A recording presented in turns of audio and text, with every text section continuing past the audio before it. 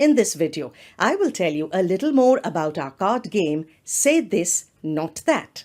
The instruction sheet given with the card game will familiarize you with the rules of the game.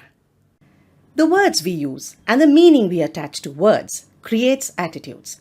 Say This, Not That is a speed card game for 2 players or 2 teams. It has 32 cards consisting of 16 cards each in set A and set B.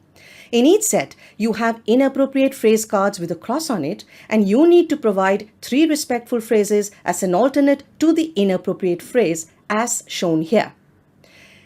Read the instructions carefully and use the answer booklet to check if you have matched the 3 correct phrases to each inappropriate card. Remember, this is a speed card game, so you need to hurry to win. The idea of Say This, Not That. This game is to acquaint players with positive, respectful and inclusive language that should be used when talking to or about our friends with disability. Hope you enjoyed the tutorial video. The instruction sheet provided with each card game is very easy to understand, so get going.